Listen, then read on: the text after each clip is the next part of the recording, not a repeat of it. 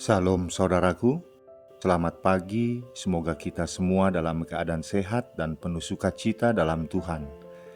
Marilah kita menggunakan waktu sejenak untuk berdoa, membaca dan merenungkan firman Tuhan sebagai sumber kekuatan, inspirasi, dan motivasi bagi kita hari ini, Kamis 4 November 2021. Sebelumnya mari kita berdoa. Bapa di sorga, kami bersyukur atas hari yang indah ini, hari yang penuh harapan. Kami akan merenungkan firman-Mu. Kiranya Roh Kudus menerangi hati dan pikiran kami, agar kami sungguh memahami firman-Mu. Dalam nama Tuhan Yesus Kristus kami berdoa. Amin.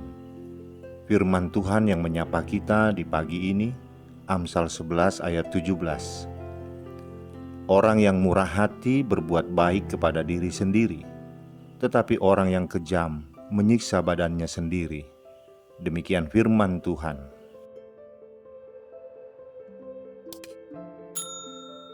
Saudaraku, ada seorang anak laki-laki miskin yang kelaparan dan tak punya uang.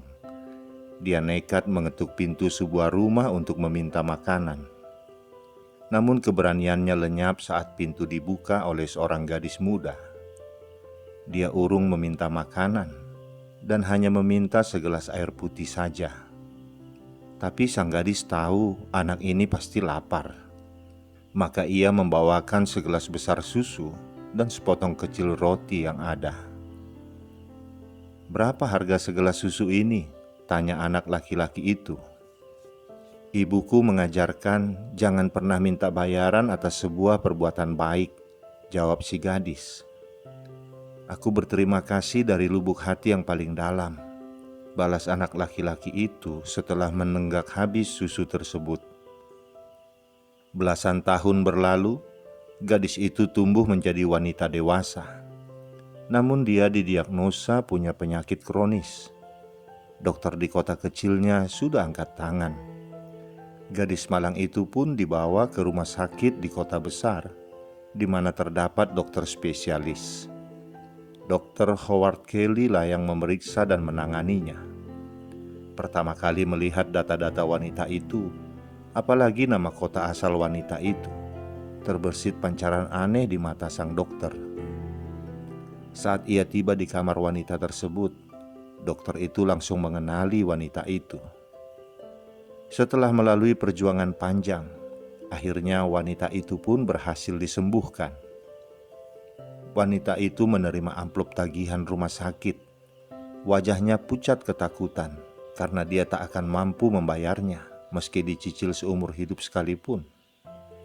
Dengan tangan gemetar, ia membuka amplop itu dan menemukan catatan di pojok atas tagihan itu. Telah dibayar lunas dengan segelas susu, tertanda Dr. Howard Kelly. Dr. Howard Kelly adalah anak kelaparan yang pernah ditolong oleh wanita tersebut. Saudaraku, perlakuan kita terhadap orang lain, entah itu baik atau buruk, memiliki konsekuensi yang tidak diharapkan atau tidak terduga bagi diri kita. Segalanya akan kembali menimpa kita dalam aneka bentuk dan melalui pelbagai cara. Bisa datang segera, bisa pula menjadi kejutan sesudah melewati kurun waktu yang lama. Banyak orang yang berpikir 100 kali bila hendak melakukan kebaikan kepada orang lain. Hitung-hitungan untung rugi selalu ada di pikirannya. Mereka beranggapan bahwa bermurah hati kepada orang lain dengan berbuat sesuatu atau mengorbankan sesuatu adalah suatu kerugian besar dan tidak ada untungnya sama sekali.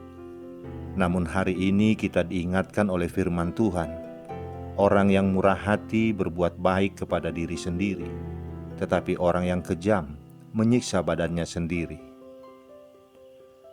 Orang yang murah hati adalah orang yang bersedia mengulurkan tangannya untuk membantu orang-orang yang membutuhkan pertolongan.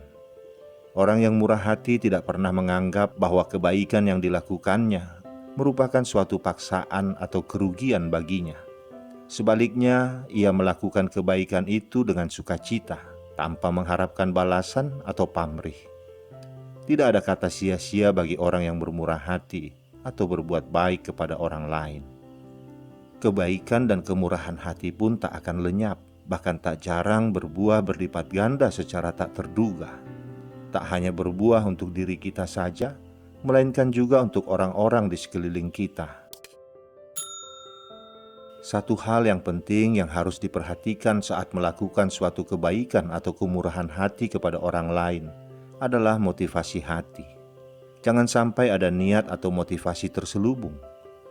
Kalau kita berbuat baik atau bermurah hati kepada orang lain dengan tujuan supaya mendapatkan pujian, maka upah kita pun hanya sebatas pujian.